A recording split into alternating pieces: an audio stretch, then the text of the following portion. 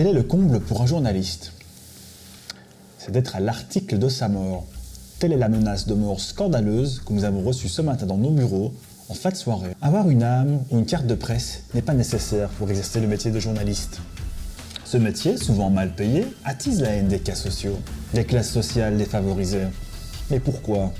C'est ce que nous allons tenter de découvrir dans ce premier épisode d'Inclusif, l'émission qui vous dit tout et son contraire.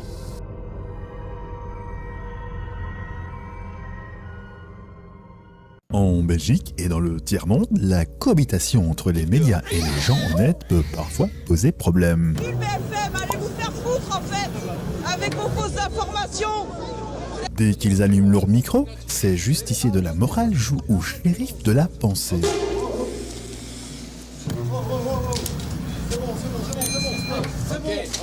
Ils sillonnent les internets et traquent la moindre séquence qui pourrait faire de la mayonnaise entre deux coupures publicitaires. Et ils ne laissent rien passer. Usurpation d'identité, montage anachronique, divulgation d'informations critiques, propos tronqués, telles sont les armes de ces nouveaux justiciers qui n'hésitent plus à braver la loi pour imposer la leur.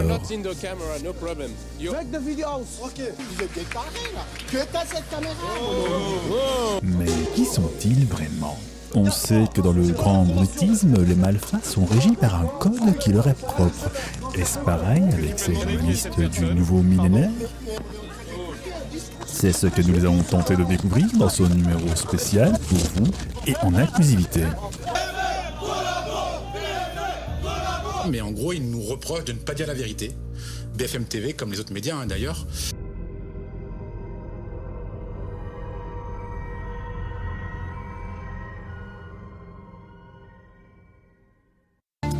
À Liège, comme dans beaucoup de villes, la cohabitation entre vélo, auto et trottinette pose problème. Vous avez pas l'air d'avoir une haute estime des automobilistes quand même. Je pense que cette remarque est infondée, puisque depuis le début, je n'ai jamais mis en cause les automobilistes. D'ailleurs, il faudra vraiment sortir le verbatim de toutes mes vidéos où j'ai cité ou discriminé ou mis en lumière la communauté des automobilistes, parce que c'est pas du tout mon angle d'attaque, puisque chez les automobilistes, l'écrasante majorité se respectueux des cyclistes, se respectueux des usagers faibles. Ça, je l'ai martelé, je le vois au jour le jour, je le répète à qui veut l'entendre. Et d'ailleurs, je pourrais faire des compilations de choses qui se passent bien par les automobilistes, mais je ne suis pas là pour montrer ce que les automobilistes font.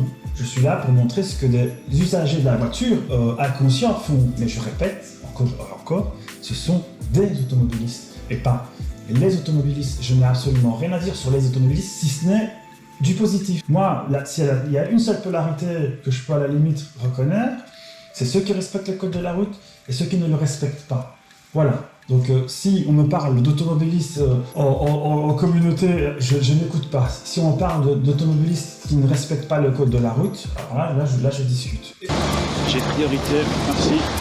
Dès qu'il enfourche sa monture, ce cycliste joue au shérif de la route. Et moi je ne fais pas du journalisme, je fais simplement, je remonte des faits, ce que simplement peut vivre un cycliste sans interprétation aucune, si ce n'est, forcément je fais un montage un peu humoristique, qui montre en fait que quand on a un vélo et qu'on emprunte des rues cyclables comme elles sont marquées par des panneaux dans les rues de Liège, ce à quoi on peut s'attendre si on débute par exemple un vélo.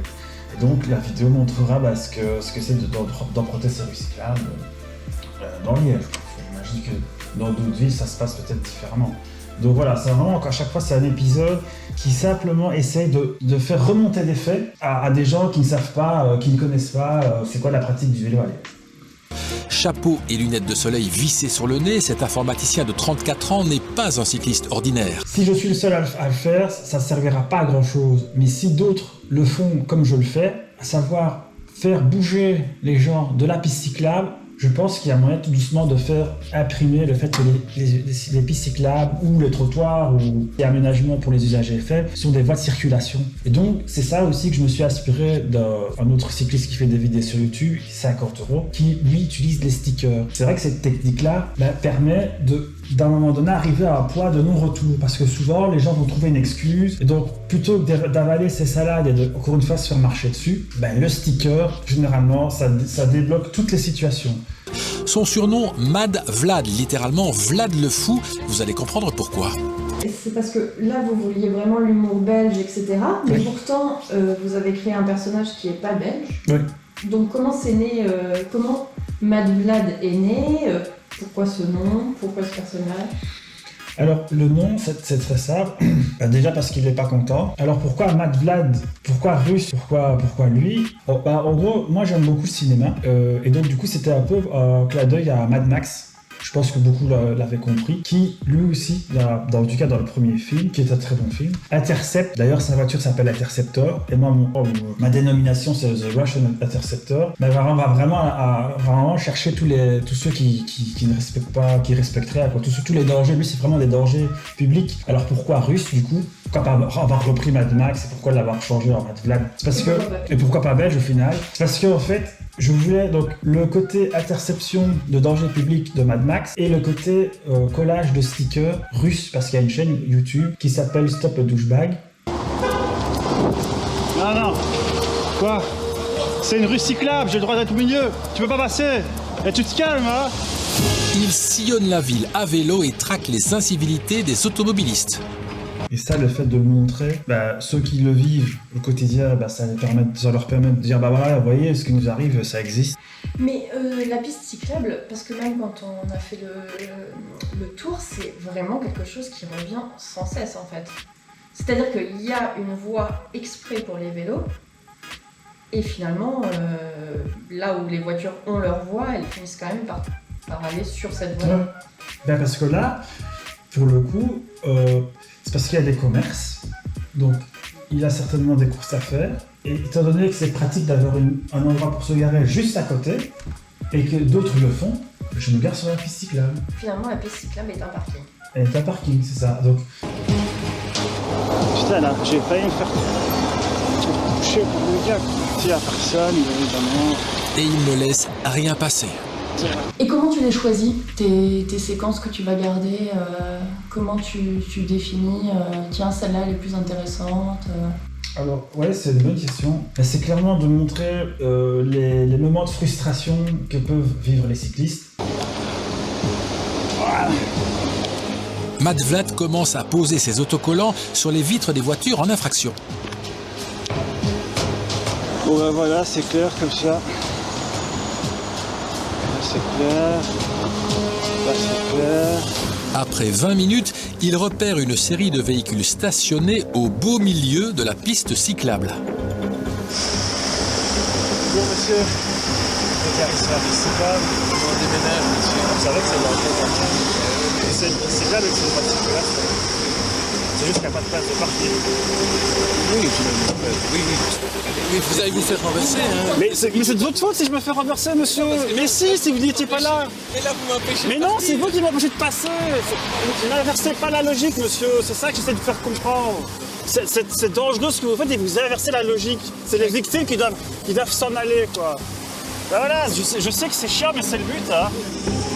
Mad Vlad n'a peur de rien. Finalement, pourquoi créer un personnage? Pourquoi pas juste...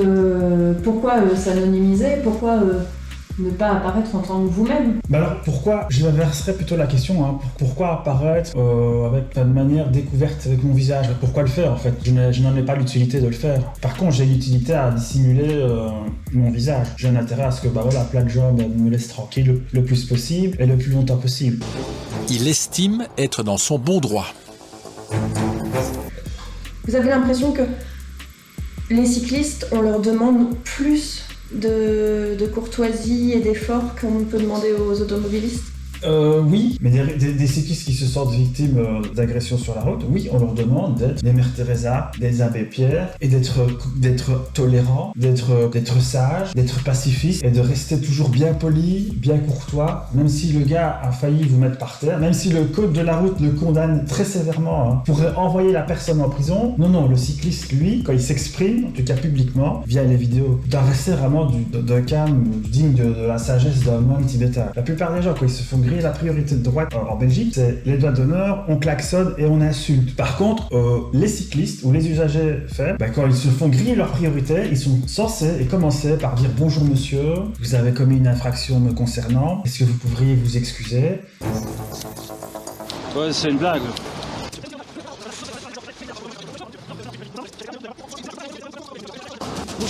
La tension monte d'un cran, la femme du conducteur tente de calmer son mari.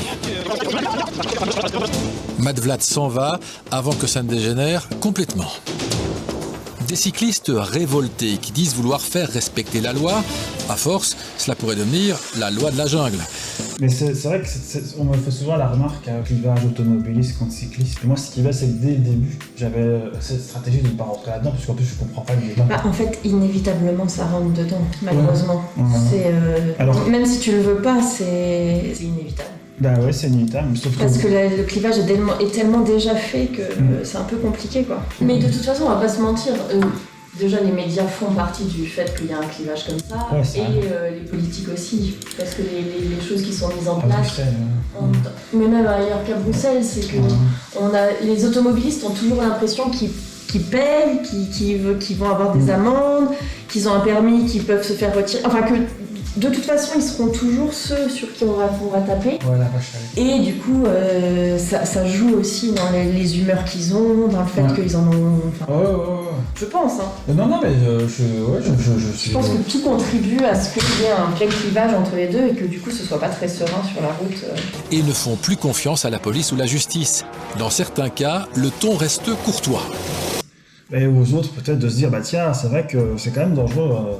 Quand on est en voiture et qu'on sort d'un parking, il faut peut-être aussi faire attention au vélo, peu importe la vitesse à laquelle il roule. S'il arrive avant, il faut le laisser passer. Là, vous restez quand même très très très très calme. Oui, comme je l'expliquais l'autre jour, je pense que je n'ai plus d'animosité. Et ça, c'est grâce à la caméra. Et donc, c'est vraiment le fait de filmer tout ça et de publier qui me permet d'avoir vraiment recyclé toute cette énergie négative. Bon, après, voilà, je sais pas si certains me disent que je suis trop calme, d'autres me disent que je suis pas assez courtois. Voilà, moi je dis, c'est comme ça et puis c'est tout. Je ne suis pas un robot. Et alors Il y a un gros bébé là. Mais parfois, ça tourne mal. Oh putain, il m'a roulé dessus. Et t'as appris le montage. Comment ça s'est fait petit à petit? Ça a été comment ça s'est passé? Enfin, je veux dire, t'es pas monteur à la base, donc.